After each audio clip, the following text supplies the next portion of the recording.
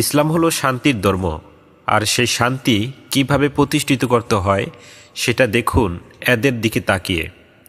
পরনে জুব্বা, মাথায় টুপি আর হাতে একটি লাঠি, আর এটা নিয়ে তারা জড়সড়ভাবে চলে যাচ্ছে একটি মহান আল্লাহর অলির দরবার ভাঙ্গার জন্য, যে আল্লাহর অলিরা এদেশে ইসলাম প্রচার করেছে।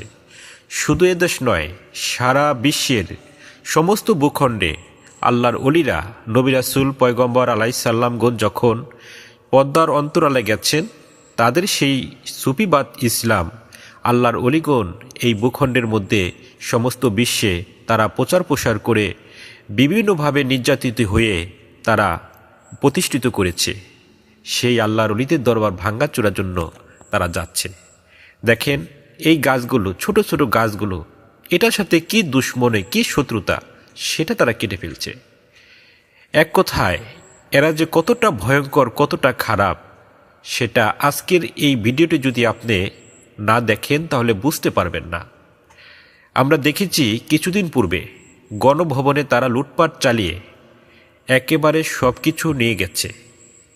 সেই কৌশলে, একেবারে সেই পদ্ধতি যে লুটপাট, সেটা আজকে দেখলাম এই মুর্শিদপুর দরবার শরীফে।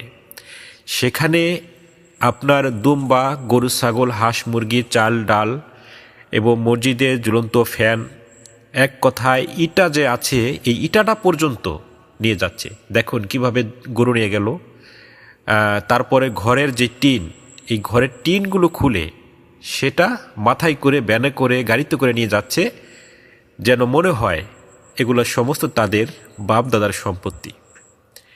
রসুল পাক সাল্লাল্লাহু আলাইহি সাল্লামের একটি ভবিষ্যৎবাণী, একটি হাদিস রয়েছে যে শেষ জমানায় লুটের মালকে তারা আমানতের মাল হিসাবে গণ্য করিবে। সেই রকম সেই সময় আমরা কিন্তু এসে গেছি। দেখেন লুটপাট করে তারা সেটাকে অত্যন্তভাবে খুশি হচ্ছে, মনে হচ্ছে তারা বিশ্ব জয় করে ফেলেছে, তারা ভালো কিছু করেছে, যে তারা প্রশংসনীয় কাজ করেছে। লুটপাট করে সেটাকে তারা বৈধ মনে করছে।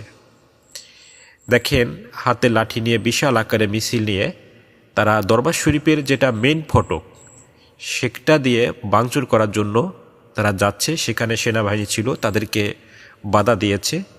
কিন্তু এত সংখ্যক লোকের মধ্যে সেনাবাহিনী, আইন প্রশাসন, তারা যেন আস্তে একেবারে নিঃস্ব হয়ে গেল, তাদের শক্তি যেন একেবারে কমে গেল। ঠিক আছে, এটা সবই একটি কুকৌশল। কারণ যেখানে সেনাবাহিনী উপস্থিত থাকে, আমরা দেখি যে কিছুদিন পূর্বে সেনাবাহিনী থাকা অবস্থায় এই দেশের সরকারকে পালিয়ে যেতে হলো। এটা একটি রাস্তা, সেনাবাহিনী হচ্ছে একটি কৌশলী রাস্তা, যেটার মাধ্যমেই আপনি যে কোনো অপরাধ করা যায় এবং সেটাকে ডাকা যায়। সেটা আমরা কিছুদিন পূর্বে দেখছি, যখন প্রধানমন্ত্রী, এদেশের সাবেক প্রধানমন্ত্রী পদত্যাগ করলেন, সেখানেও সেনাবাহিনীর একটি নিয়ন্ত্রিত রয়েছে সুকৌশল। আজকেও সেনাবাহিনীর একটি সুকৌশল রয়েছে মুর্শিদপুর দরবার শরীফে।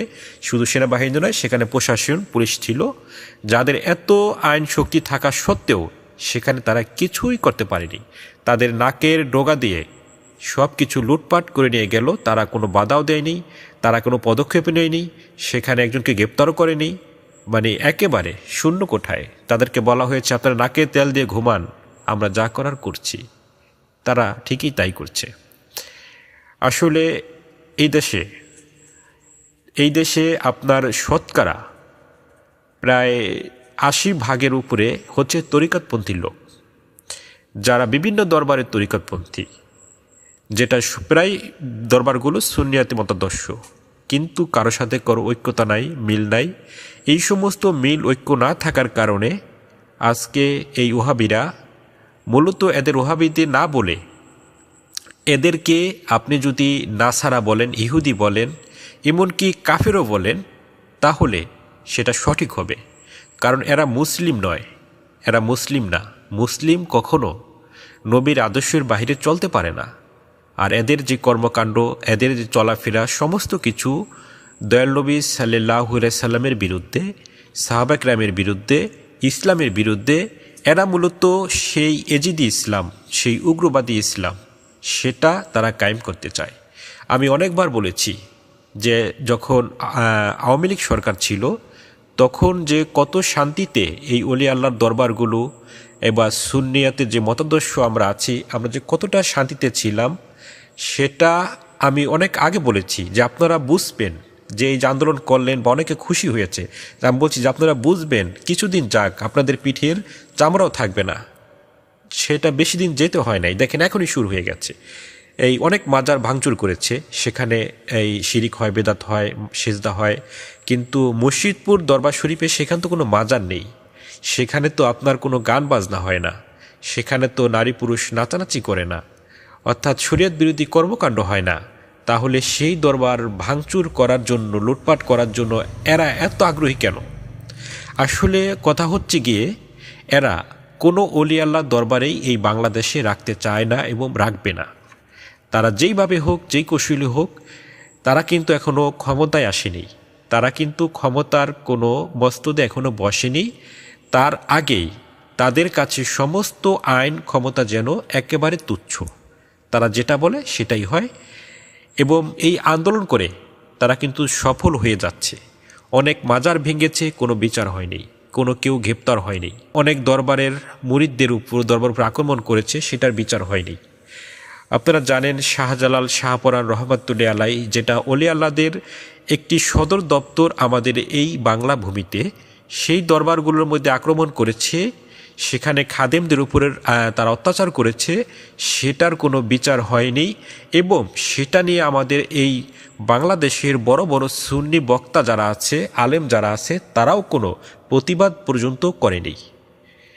এইভাবে তারা কিন্তু একেবারে নাই পেয়ে গেছে, যেটার কারণে আজকে মুর্শিদপুর দরবার শরীফের মতো একটি ঐতিহাসিক দরবার, যেই দরবার এনায়েতপুর দরবার শরীফের সাথে একটি রক্তের বন্ধনের কালেকশন রয়েছে, সেই দরবারকে তারা সেই দরবারে আক্রমণ করে লুটপাট করে নিয়ে গেছে।